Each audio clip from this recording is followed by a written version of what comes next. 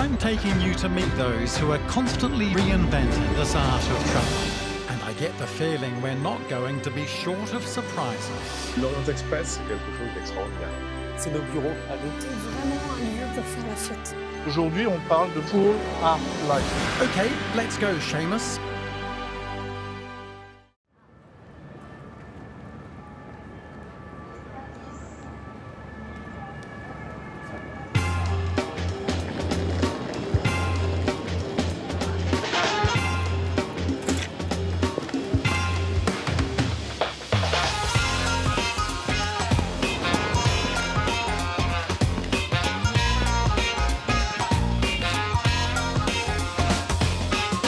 My name is Seamus Kearney, and I'm a globe-trotting journalist. Half Irish, half New Zealander, I guess you could say that I was destined to become a child of travel. It even became my career. Bonjour. 30 years of crisscrossing the globe to discover the people and places that make our world. If there's one thing that I've learned along the way, it's that travel comes with many variables. It's a great place to go hiking. And in recent years, it's never been more at the heart of incredible change. More intimate, more personalised, more responsible. A return to the basics with a touch of something modern, which says a lot about new travellers and their desires. I'm taking you to meet those who are constantly reinventing this art of travel. And this reinvention is happening in a country accustomed to revolutions, at the centre of world tourism, and that's none other than France. First stop, Paris.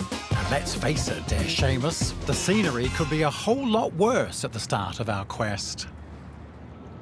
I've decided to begin my journey in a very mythical place, none other than the Molitor, one of the hotels most adored by Parisians. And I get the feeling we're not going to be short of surprises. Hello. Hello, sir. I've reserved a room for tonight. Under which name is it, sir? Mr. Kearney. Mr. Kearney. Mr. Kearney with a K. Indeed, exactly, with a K. And that is crazy. It is, A indeed. Rolls Royce in the lobby. Covered in graffiti? Absolutely. And it has been done basically on a live TV show. The car used to belong to Eric Cantona. The I don't know if footballer. The football one. Footballer, yeah.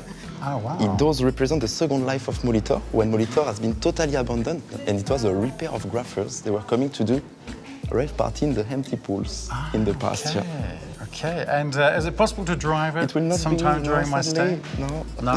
That's a shame. That's a We shame. can text Especially if it's Eric Cantona's car. It is. That would be great. Quels que soient vos moyens, on se rend compte qu'aujourd'hui, les voyageurs, dans leur grande majorité, recherchent, même dans l'hôtel, finalement une expérience locale. Ils n'ont pas envie de se retrouver juste entre eux. Ils veulent de l'authenticité, ils veulent de la vie.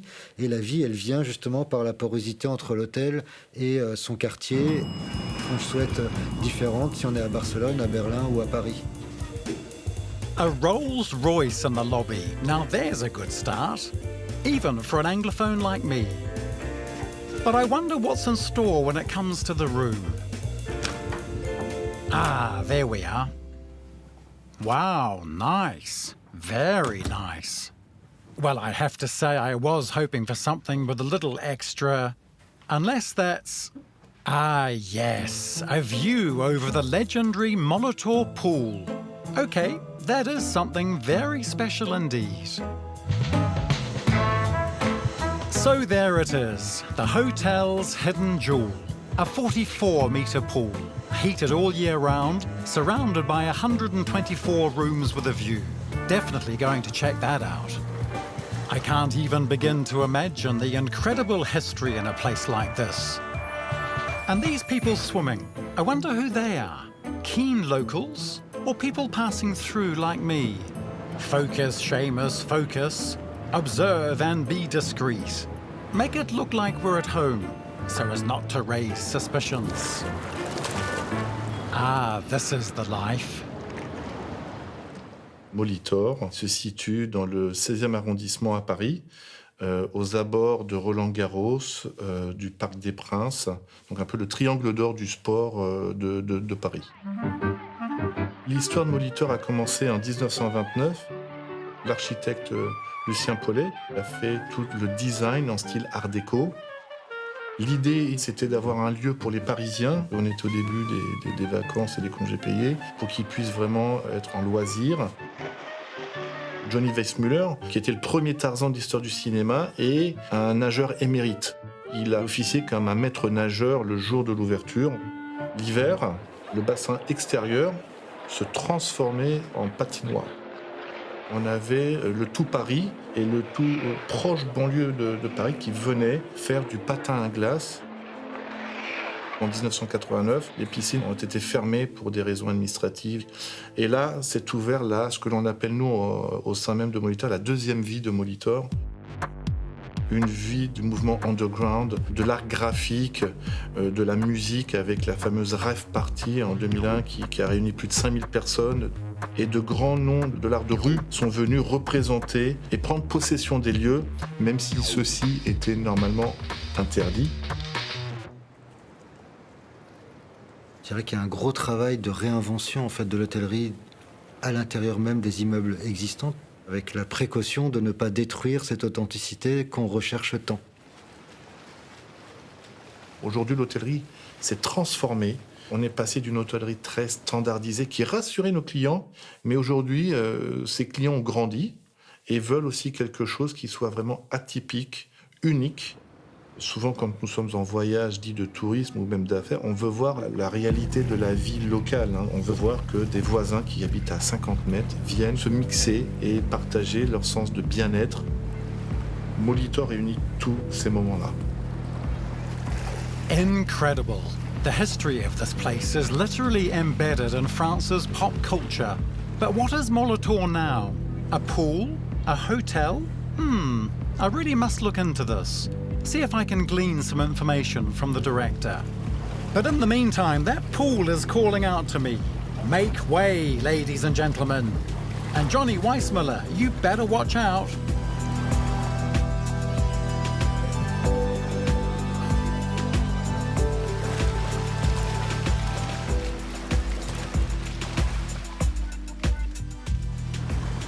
C'est magnifique l'endroit. On avait une piscine abandonnée. Tout à fait. Et quelqu'un a eu une vision magnifique de dire, bah là, on va faire quelque chose de plus grand, magnifique. Donc, c'est pas qu'une piscine maintenant. Tout à fait. C'est plus que ça, puisqu'on a une partie hôtel avec un hôtel 5 étoiles. On a une brasserie. On a un rooftop, un restaurant saisonnier rooftop. L'art est très présent au sein de Molitor. Et la musique aussi. Et aujourd'hui, on parle de Molitor en disant « Pool Art Life ».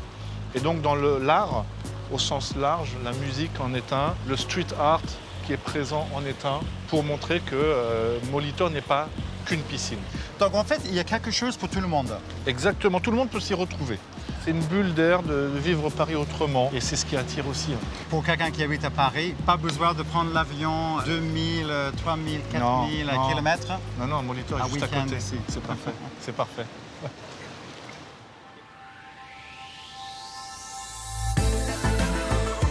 Night has fallen over Paris and the Molitor rooftop comes to life. A concert on the roof of such a mythical place. Nothing better to taste the intense Paris nightlife. Toi, t'es venu voir quelqu'un en particulier ou c'est juste comme Je ça? suis en visite, à Paris? Et voilà, je nage, je reste dans l'hôtel, je vois le concert, donc c'est génial. C'est un accent, tu viens d'où? De la Nouvelle-Zélande et je suis moitié irlandais. À la fois lieu de vie, lieu d'accueil, lieu de culture. Je crois beaucoup en fait à cette période un peu hybride. Des lieux plus poreux qui aussi profitent aux riverains, aux Parisiens et qui mettent de l'ambiance, amènent cette authenticité que recherchent les touristes. From up here, I can really see how this unique place has managed to adapt to the times, responding with panache to the ever-changing needs of travellers, but also locals. Hats off to you, Molitor. Good morning, Frenchies. slept like a baby, finally ready to push on to my next destination. Just the time to pick up my car waiting for me in front of the hotel. Yes, travel means journey, journey means road, road means car, and electric if you please, which apparently makes the journey completely different. Okay, let's go, Seamus. Steering wheel on the left, drive on the right. I think I've got this.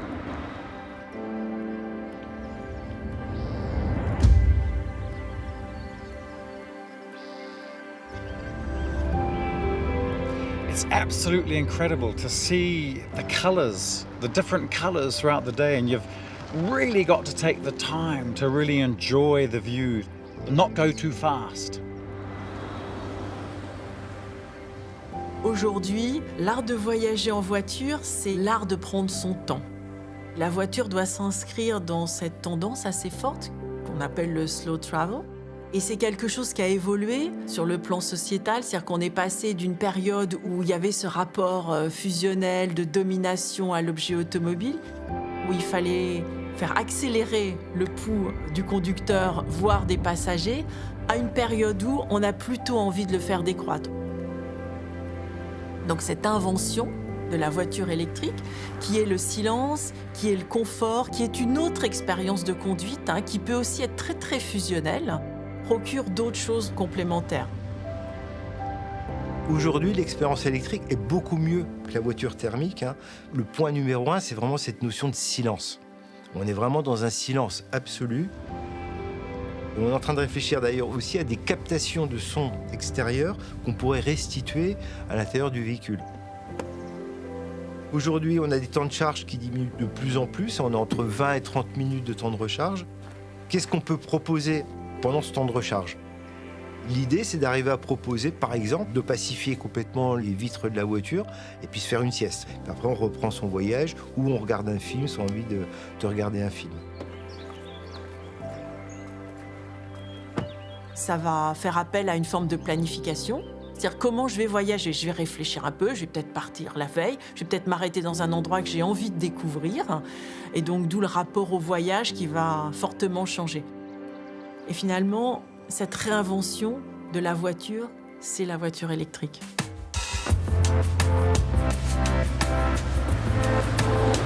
Travel is all about happiness. And that's exactly what I feel when I see this landscape covered in mist.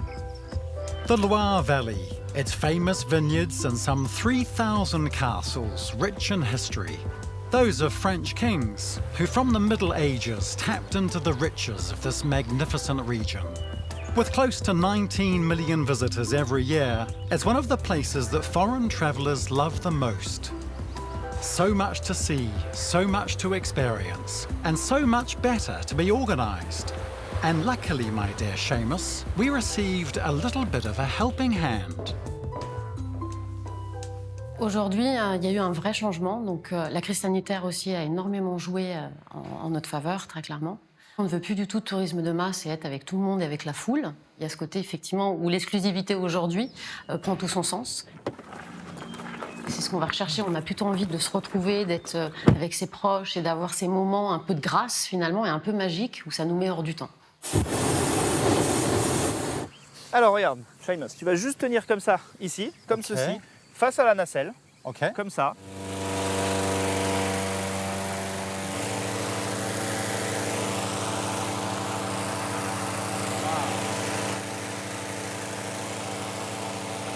Regarde, viens avec moi, regarde. Donc tout ça, c'est la soupape. C'est ce qui va nous permettre éventuellement de l'ouvrir si on a besoin de descendre un peu plus rapidement en vol. Et puis ça, c'est un ventail. Ça permet au ballon de tourner sur lui-même pendant le vol. C'est impressionnant d'être à l'intérieur. J'ai hâte d'être dans le ciel. Et ben c'est parti.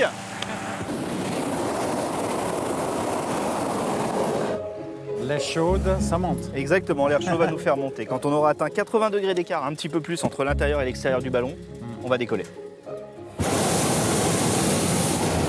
Allez, Seamus, c'est parti. C'est parti. Au revoir.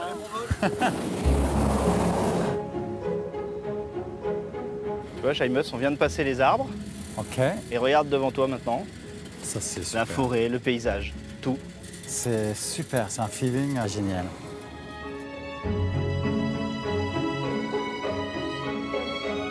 Et en fait, c'est la première fois que je fais ça. D'accord. Mais je vais jamais oublier ça. J'imagine que c'est rare de faire ça tout seul. C'est un privilège. Ouais, waouh. Et là, j'ai l'impression qu'on est suspendu là, qu'on ne bouge plus. C'est le cas. Ah, c'est vrai? On est vraiment suspendu? Waouh. La montgolfière, c'est le seul aéronef qui peut évoluer, tu vois, là on est à 8 km/h. C'est le seul qui peut évoluer à cette vitesse. Et on pourrait même aller moins vite, bien sûr, s'il y avait moins de vent. Techniquement, on peut rester combien de temps Alors voilà, on va parler en temps, on va pas parler en kilomètres, puisque ça dépend de la configuration du ballon et ça dépend surtout de la vitesse du vent. Ouais. Là, on a à peu près une autonomie de 2 heures. 2 heures, d'accord. Voilà. Il y a 9-10 km/h, donc on pourrait espérer faire 20 km aujourd'hui, par exemple. D'accord. Est-ce que toi, tu es en train de diriger vers... Non, on ne peut pas diriger réellement une montgolfière, puisque ça ne se dirige pas, on est le jouet du vent.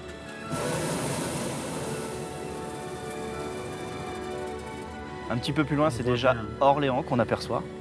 Tout ça, c'est la Sologne, avec tous les étangs. Tu vois, il y a des étangs partout en Sologne. Il y a quelques moments dans la vie très forts. Je ne sais pas, quand j'ai vu le Tour Eiffel pour la première fois, c'est un moment comme ça. C'est comme la vie suspendue, en fait, quelque part. Voilà. Ouais, alors nous, on a pour habitude de dire un balcon suspendu. Ah, ça c'est joli. Voilà. Un balcon suspendu. Le meilleur balcon du monde, peut-être. Je pense, ouais. Ouais. Il n'y a rien mieux que ça. Tu regardes, Seamus, on va se poser juste ici entre les arbres. Et c'est maintenant. Ok, j'étais bien. Ah, mais quelle douceur. Et voilà. L'atterrissage parfait. Ah ben c'est génial. Alors cette expérience? Comme j'ai dit tout à l'heure, il n'y a pas beaucoup de mots en fait. Le temps s'est arrêté pendant 1 heure. Je voulais continuer pendant 2 heures. On nous envie tellement notre pays par sa richesse, autant culturelle, gastronomique, mode. On a tout en France, on a vraiment tout. Au final, le voyage à la française et on va dire cette nouvelle forme de voyage où on prend son temps, où on a des accès très exclusifs, etc., ça redonne finalement peut-être un peu ses lettres de noblesse à la France, qui est le premier pays visité dans le monde, il faut le savoir. Le voyageur aujourd'hui, il veut de l'intimité et de l'exclusivité. Comme Seamus voulait vraiment en fait découvrir l'histoire des châteaux de la Loire, on s'est dit finalement lequel je pourrais lui ouvrir. Autant ouvrir le château des Dames, qui est Chenonceau. On a pu lui donner en fait accès avant l'ouverture, donc du coup il est seul. C'est un conte de fées à la française, c'est un vrai voyage dans le passé, dans l'histoire, et c'est juste magique.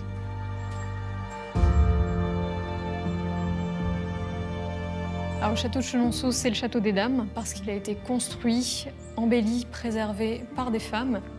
Et c'est le château sur l'eau, parce qu'il est vraiment posé sur cette rivière. C'est un château-pont. C'est un château qui a été construit tout au long du XVIe siècle. Catherine Brissonnet pour le premier logis, Diane de Poitiers pour le pont qui rejoint l'autre rive, et Catherine de Médicis pour les 3 fameuses galeries qui couvrent le pont. The castle of Diane de Poitiers and Catherine de Médicis. It makes me shiver to think that I'm walking where they once walked. I feel intense emotion as I weave my way through the corridors, totally alone. What a luxury to take my time, observe, discover, get a feel for the place. I never imagined an experience like this could be possible, and yet now it's open to everyone. It's a bit like a privilege reserved for a king, and actually something I could very quickly get used to. Behind every painting, at the corner of every stone, here history is everywhere. And I can't help but imagine what people would have been doing back in those days. And me? What would have been my job? Certainly a very good manservant. Par ici, c'est la chambre de Diane de Poitiers. Diane de Poitiers. Okay. C'est l'une des grandes propriétaires de Chenonceau. Donc Diane de Poitiers, c'est la maîtresse royale. C'est elle? Pas du tout. Ah, pas du tout? Non, c'est Catherine de Médicis, la femme d'Henri II. Alors ça peut être bizarre d'avoir le portrait de la femme dans la chambre de la maîtresse, mais c'est une petite référence humoristique, on va dire, à la relation un peu ménage à trois de Diane, Catherine et Henri. Qui n'a pas dû être facile tous les jours. Bah non, j'imagine. Mais elles ont vécu toutes les deux en bonne intelligence. On a un pays fortement marqué au niveau de l'histoire. Pour les touristes étrangers, on va dire que c'est un vrai voyage dans le passé, et en plus avec des vestiges qui sont encore là et divinement bien entretenus. Donc c'est vrai qu'il y a un côté waouh.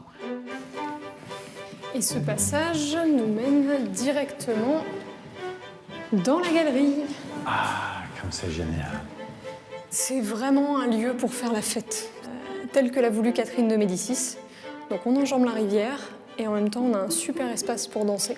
On a 60 mètres de long pour 6 mètres de large et on a 18 fenêtres qui éclairent le lieu. Alors cette galerie, c'est vraiment le joyau de Chenonceau, c'est parce que le bal et la fête, c'est quelque chose de très important pour elle. C'était vraiment une façon de relâcher la pression. Et Chenonceau a vu beaucoup de bals dans la galerie. Cette galerie, elle est assez importante, hein. C'est aussi un lieu de communication, c'est un lieu de rencontre. C'est un lieu où on va échanger les dernières nouvelles. C'est aussi un lieu où on va lancer des modes, les dernières robes, les dernières couleurs, les derniers bijoux. Ce n'est pas juste une salle de bal, c'est tout ça à la fois.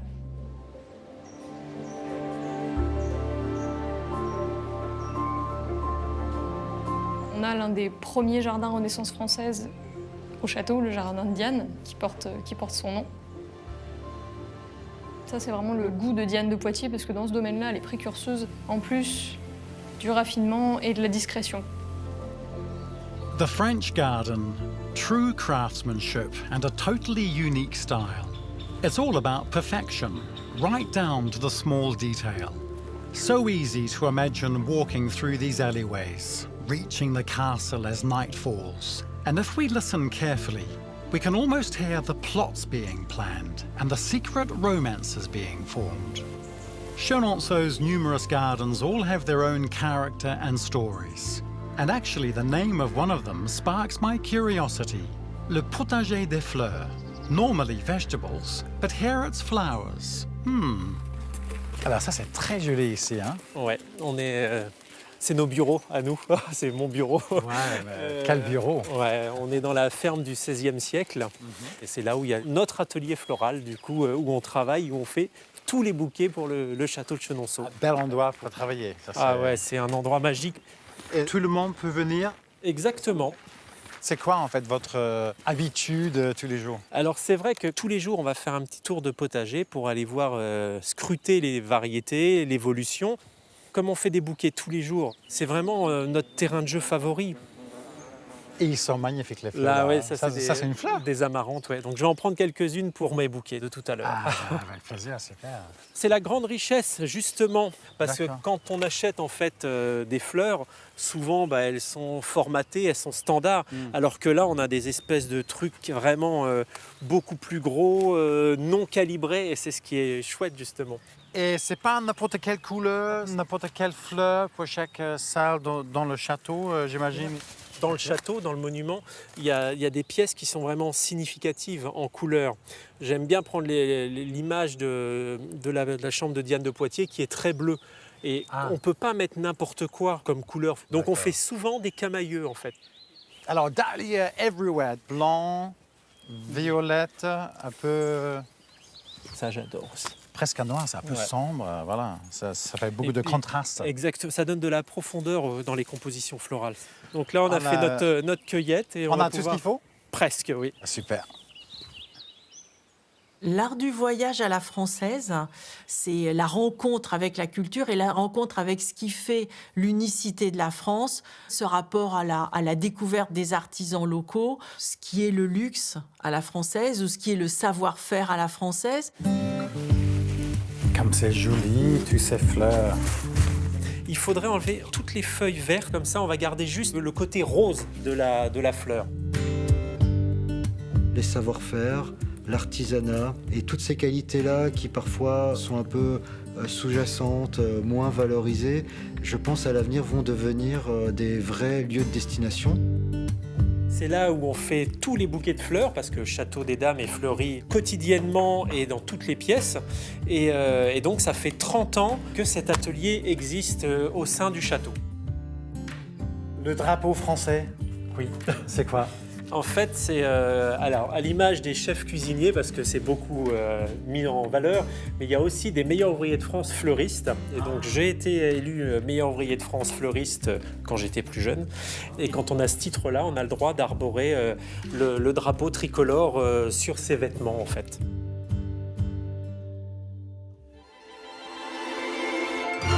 Actually, now that I think about it, maybe I wasn't a manservant after all, but a florist.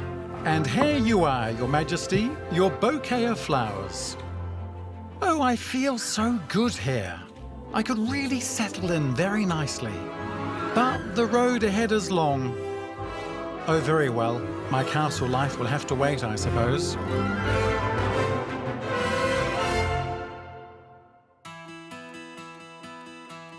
After this amazing immersion into the life of royalty, it's time to hit the road for our new destination.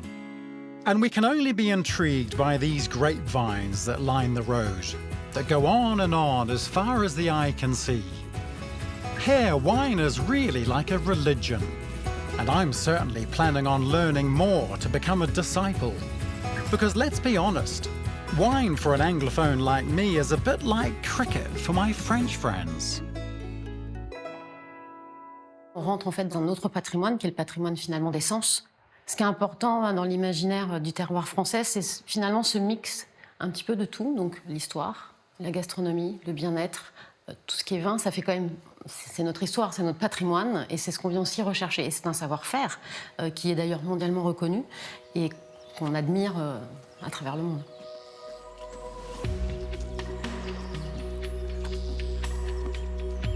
J'ai le plaisir d'être propriétaire avec mon mari des Sources de Cheverny, qui est cet hôtel qui est plus qu'un hôtel parce qu'on rassemble 2 restaurants, un spa.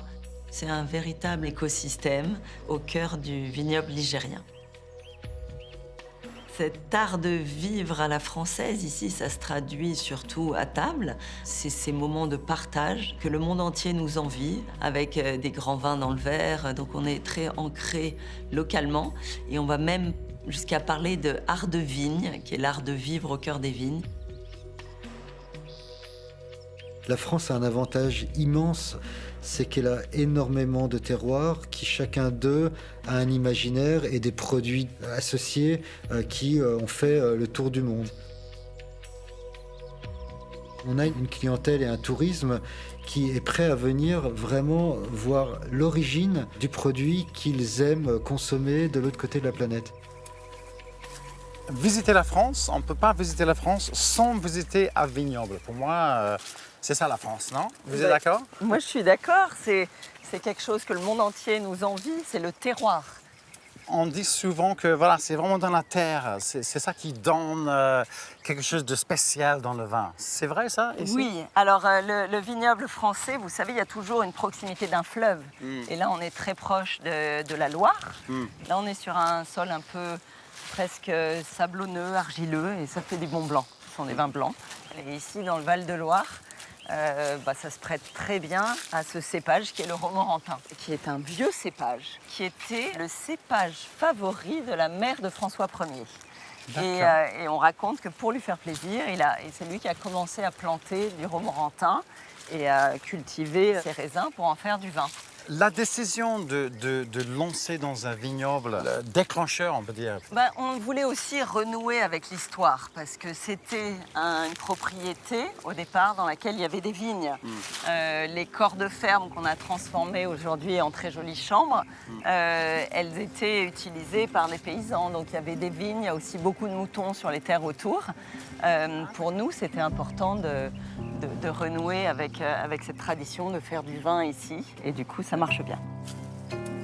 C'est magique hein, d'être perdu comme ça entre les vignobles. How can we talk about reinvention of travel without evoking transport? While modes of transport like flying have significantly cut travelling times, my globe-trotting heart is closer to travel by train.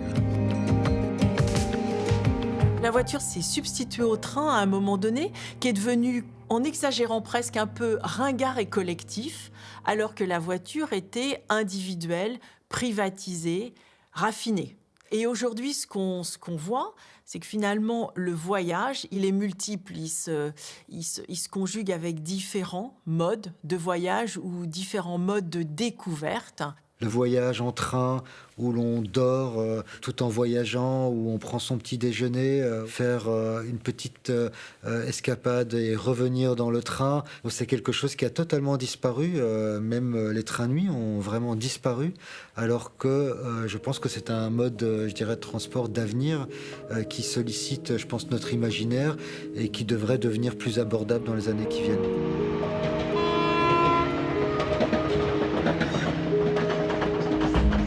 The undisputed world pioneer in the development of the railways, France has always known how to keep the train at the heart of its modes of transport.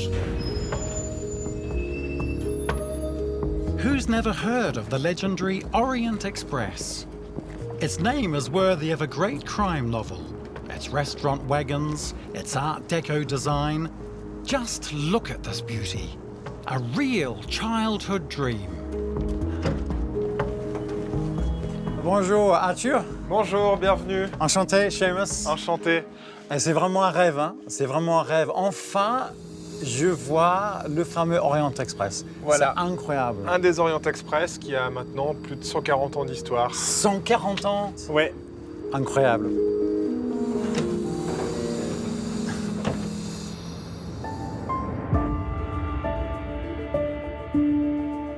L'Orient Express, c'est un des trains les plus connus du monde, qui a été créé en 1883 par George Nagelmakers, qui est un ingénieur d'origine belge, qui découvre en fait lors d'un voyage aux États-Unis les voitures-lits et qui va donc importer ce concept de l'américain Pullman sur le continent européen et qui va créer une compagnie qui s'appelle donc la Compagnie internationale des wagons-lits, qui a été créée en 1876 et qui va progressivement développer un réseau de trains de luxe à travers le monde. Et son premier transcontinental, c'est l'Orient Express en 1883.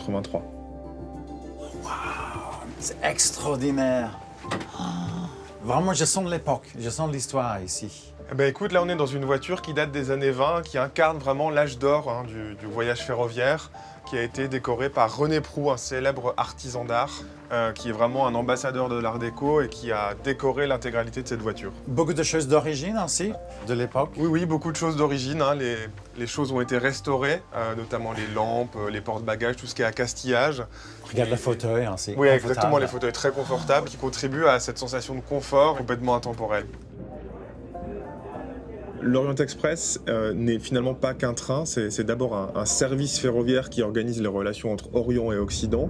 C'est 3000 km, c'est le premier train qui permet d'aller de Paris à Constantinople d'un seul tenant, donc en un seul trajet, sans transbordement. Donc là, on est en train de longer la cuisine qui est juste derrière, qui est toute petite et qui permettait donc de préparer les déjeuners et les dîners pour l'ensemble des passagers du train. Bah oui, parce que le trajet est très long en train jusqu'à la destination. Donc il faut exactement.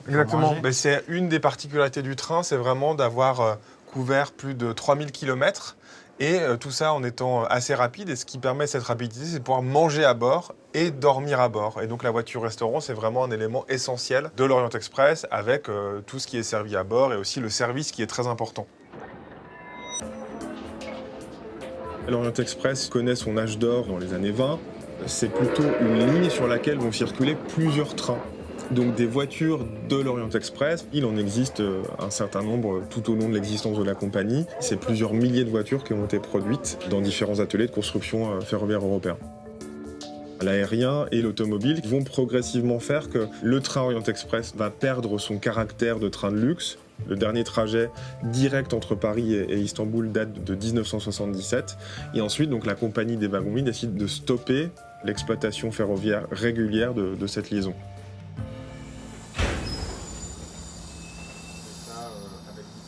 Dans le cadre de recherche historique, l'idée c'était d'avoir un inventaire le plus large possible des voitures qui subsistaient dans le monde. Un certain nombre de ces voitures ont été dispersées, détruites, etc. En associant les archives, les discussions avec différents passionnés des chemins de fer, ce qu'on appelle les ferroviphiles, il a donc été possible ensuite, avec des recherches classiques sur Internet, des vues aériennes, etc., de remettre la main sur une rame de 13 voitures qui stationnaient sur une zone ferroviaire à la frontière entre la Pologne et la Biélorussie. Vraiment, quand vous avez vu les wagons pour la première fois, c'était incroyable, non? Ouais, la découverte de cette rame, c'est quelque chose d'extraordinaire. Typiquement, c'est vraiment ces voitures-là qui sont des photos historiques que l'on a retrouvées, qu'on a ensuite rapatriées en France avec des camions, donc toute une logistique, puisque 13 voitures, c'est quand même un gros convoi. Et ce n'est qu'ensuite que le projet de Futur Orient Express est né en 2025.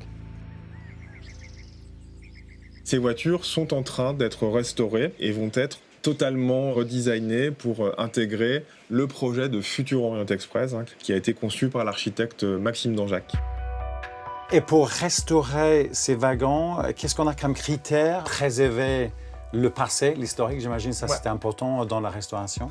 On ne peut pas travailler sur la thématique de l'Orient Express sans prendre son histoire et son patrimoine en compte. Donc ça, c'est quelque chose qui a été pris en compte par Maxime Danjac dans son projet de train, mais l'objectif c'était pas d'avoir une restauration à l'identique, c'est-à-dire refaire un voyage exactement comme dans les années 20, c'était de proposer quelque chose qui soit une extension et une vision bien contemporaine, une reprise de parole autour de l'art déco ou de ce que serait l'art déco en 2023. Un mythe, ça existe à un moment donné et il devient mythe parce qu'il rencontre son temps. La plus grande difficulté qu'on a, nous, industriels, c'est finalement d'avoir un ancrage dans le passé, un petit crochet mémoriel dans l'esprit des gens que nous devons réinterpréter. Donc on réinterprète le confort, on réinterprète la mobilité. Elle s'intègre dans une chaîne de transport. Aujourd'hui, on cherche une expérience plutôt authentique, dans une renaissance des trains de luxe et des trains de nuit qui mettent en avant le slow travel. Le train devient lui-même une expérience. Ce projet de Futur Orient Express, c'est vraiment l'idée d'une renaissance d'un train qui serait le train le plus luxueux du monde entier. This train is a legend, the incarnation of a contemplative journey through time, different countries and cultures. It's with a head full of dreams that I get back on the road for my next destination. Là où l'automobile est imbattable, c'est vraiment sur le dernier kilomètre. On va pouvoir atteindre son petit village en Corse ou un lieu qui est complètement isolé. On n'est pas concurrent des autres modes de transport, on est juste complémentaires. Je pense qu'il y aura beaucoup plus de modes de déplacement dans un voyage. C'est lié aux enjeux écologiques, mais aussi à une nouvelle prise de conscience d'une génération qui, je pense, dans les années qui viennent, choisira aussi ses voyages par rapport à la question de l'authenticité et évidemment la question de l'énergie dépensée pour se rendre quelque part. Donc peut-être que demain, on fera moins de grands voyages, on les choisira mieux et on essaiera de découvrir à proximité ce qu'il y a de plus essentiel, de plus authentique, de plus intéressant.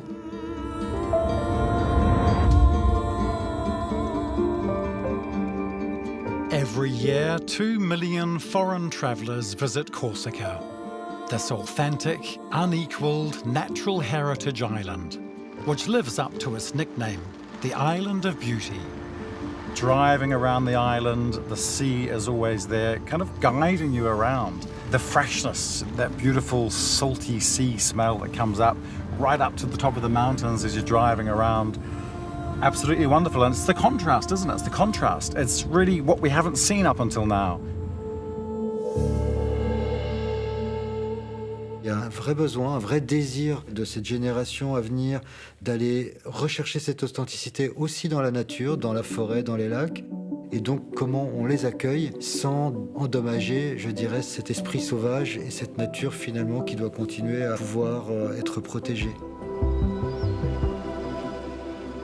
Lost in scrubland between the light blue sea and Rocky Mountains, the Myrtley Domain. Here we feel completely cut off from the world, with just the odour of the pine trees, the gentle breeze, and the sound of the waves. Tranquility and authenticity are definitely the first boxes to tick when it comes to new ways of travelling. There's so much to see here. It really feels like I'm on the other side of the world. Santa, the director of the domain, is waiting for me to show me around a restored farmhouse, which is to be my new home. Well, just for a few days. Bonjour. Bonjour, je vous accompagne. pour découvrir votre Ah bergerie? oui, mais regarde. Waouh. Vous allez voir, Regarde ça. ce n'est que le début. Ouais. Et ça, c'est une maison que pour moi, en fait. Exactement.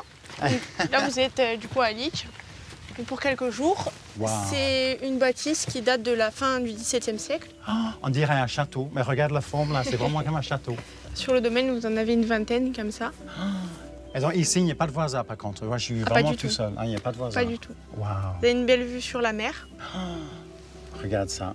Là, vous avez une vue plongeante sur la vallée, les terrains agricoles et également la plage qui est immense, qui fait 3 km. D'accord. Vous verrez, là, vous allez être en paix avec vous-même à la fin de ce petit séjour. Je vais être vieille ici. Hein. Je pense que je vais rester. Peut-être il faut me forcer de partir. Avec plaisir, il n'y a pas de problème, on vous garde.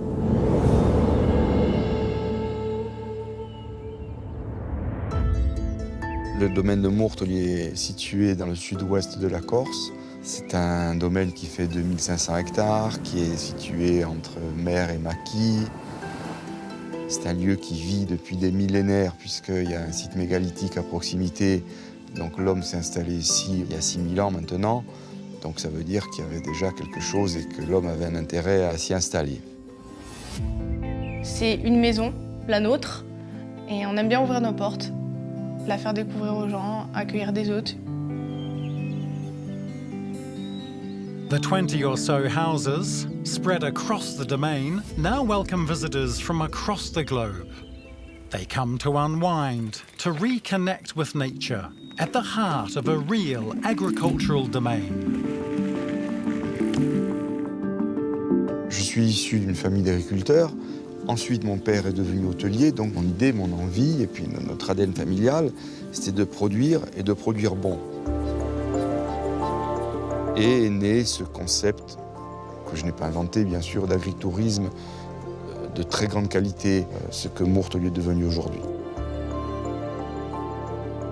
A few years ago, luxury was synonymous with resort hotels and room service. Today, it's about a sincere and authentic experience. C'est vraiment primordial pour nous de continuer de développer la ferme agricole avant même le concept hôtelier. Je pense qu'on est juste retourné à l'essentiel, donc ça passait forcément par la découverte de la nature, par toute la production agricole et le côté locavore, du champ à l'assiette. Alors cet endroit, on l'appelle le petit potager, enfin, c'est surtout le parc aromatique ou le potager aromatique, dans lequel on a 18 variétés aromatiques. On parle souvent de circuit court, moi je parle plus souvent de circuit direct.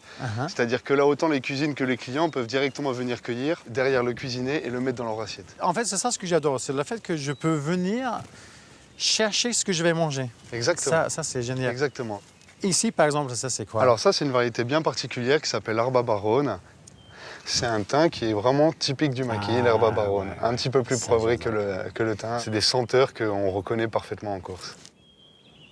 Je voudrais quand même faire une petite halte aussi à la planche qui est juste à côté, parce que ça, c'est un aromatique qui s'appelle la népita.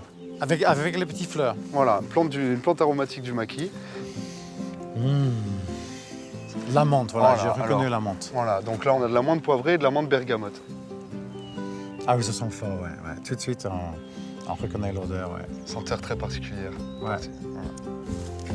Prendre quelque chose dans un jardin et de voir ça sur l'assiette à la fin. Directement sur l'assiette. Il n'y a rien mieux que ça.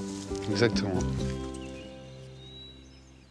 C'était presque une démarche militante, parce qu'on est aux antipodes de cette restauration qui fait venir des produits du bout du monde pour satisfaire les papilles des clients. Nous, c'est le contraire. On essaie de satisfaire les papilles de nos hôtes avec ce qui est produit à quelques mètres de nos cuisines.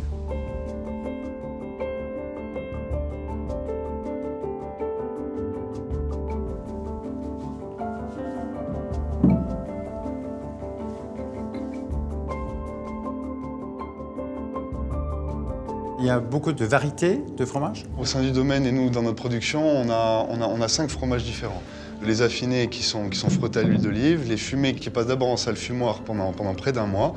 On va goûter ceux-là fumés. C'est ce que je préfère. Ça fond dans la bouche. Incroyable.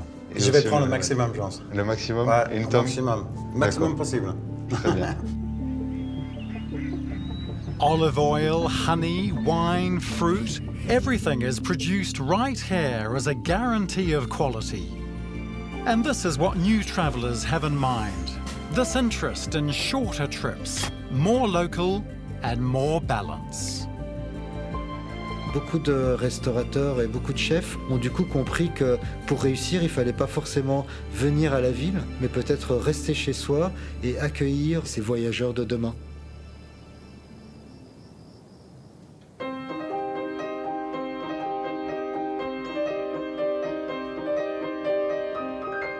What a trip!